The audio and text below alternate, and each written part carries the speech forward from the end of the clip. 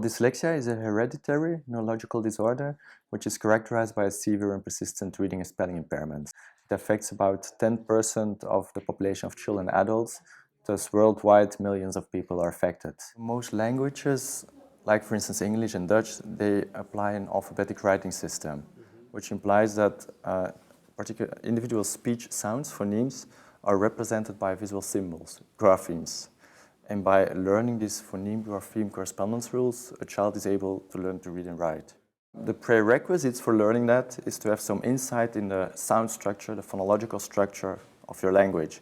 And that's where things go wrong or get difficult in dyslexia. So in this regard, it's relevant to take a closer look at the notion of phonetic representation. So this concept refers to the way the basic speech sounds of a particular language are represented in the brain.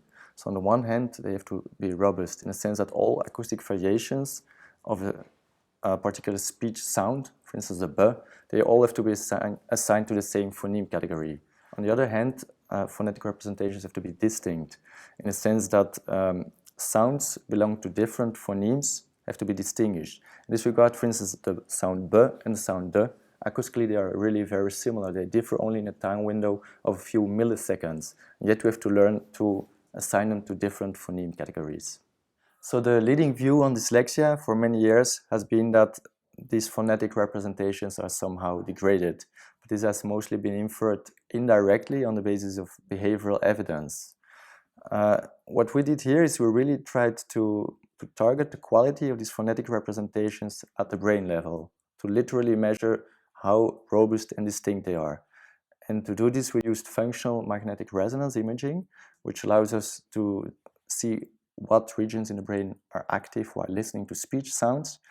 And we went to look to the local spatial pattern of activity. It's like as if we try to target the neural fingerprint of every individual speech sound to see how robust and how distinct it is. And as such, we could get like a numerical index of the quality of the speech sounds in the brain, and we can compare individuals and also groups on it. So quite to our surprise, and I think also to the surprise of the entire dyslexia research field, we found out that these phonetic representations were perfectly intact in individuals with dyslexia. They were just as robust and as distinct as in the typically reading controls.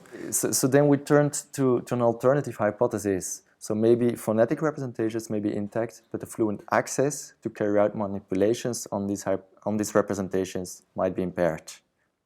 And that's what we tried to investigate in the second part of the study.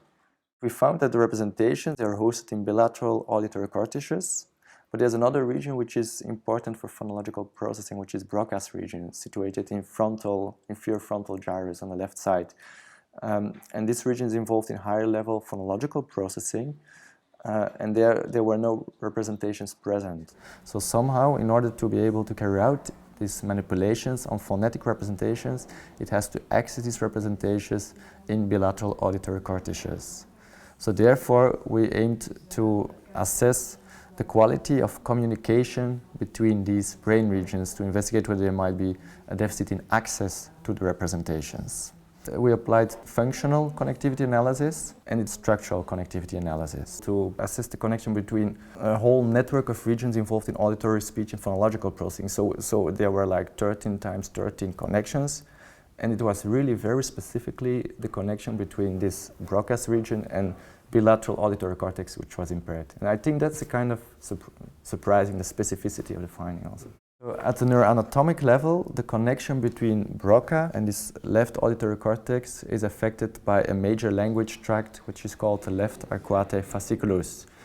And we also assessed the quality of the integrity of this white matter tract. We also found that at the neuroanatomic level, this tract shows less quality in dyslexics and in controls.